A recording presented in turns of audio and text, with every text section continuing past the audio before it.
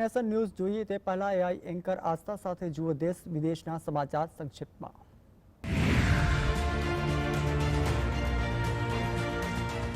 નમસ્કાર, હું છું આસ્થા। આજની મહત્વની ખબરો પર નજર કરીએ। કેદારનાથ ધામમાં બિન હિન્દુઓના પ્રવેશ અંગે પ્રતિબંધ મૂકવા અંગે ચર્ચાઓ તેજ થઈ છે।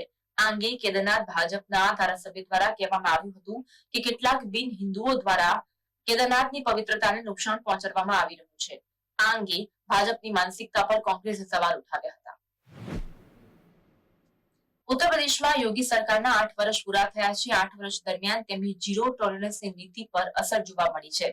આ સમયગાળા દરમિયાન ઉત્તર પ્રદેશ પોલીસ અને એસટીએફની એન્કાઉન્ટરમાં 222 ગુનેગારો માર્યા ગયા છે। આ સાથે સાથે 130 આતંકીઓની ધરપકડ થઈ છે। કેન્દ્ર સરકારે ચંદ્રયાન 5 મિશનને મંજૂરી આપી દીધી છે। આમાં ચંદ્રનો અભ્યાસ કરવા માટે 250 કિલોગ્રામના રોવરને મોકલવામાં આવશે। આ સમાચાર અંગે ઇસરોના અધ્યક્ષે પુષ્ટિ કરી હતી અને મિશનમાં જાપાનનો સહયોગ લેવામાં આવશે। જગતગુરુ શંકરાચાર્ય અવિમુક્તેશ્વરાનંદ સરસ્વતીએ દિલ્હી સરકાર પર નારાજગી વ્યક્ત કરી છે।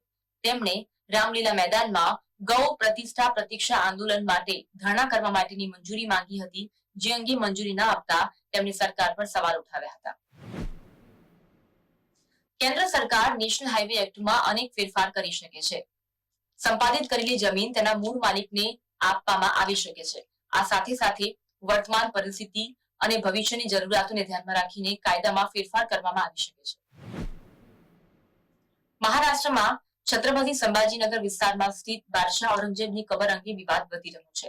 ભાજપના અનેક નેતાઓ આ કબર હટાવવાની માંગ કરી રહ્યા છે।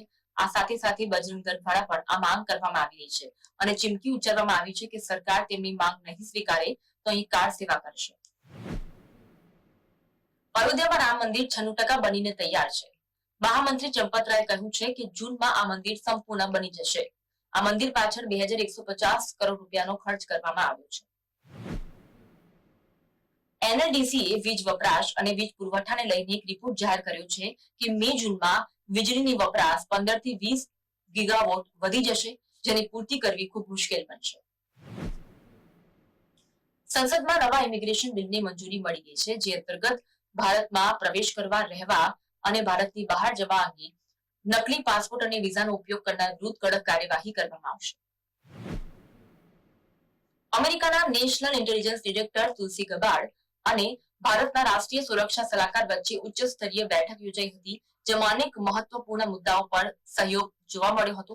જેમાં એક મુદ્દો હતો કે ભારત વિરુદ્ધ ગતિવિધિઓ કરવા માટે ખાલિસ્તાનીઓને અમેરિકામાં સ્થાન નહીં મળે। આભાર। આવી જ ખબરો સાથે ફરી મળીશું આવતીકાલે રાત્રે 9 વાગે એઆઈ એન્કર આસ્થા સાથે।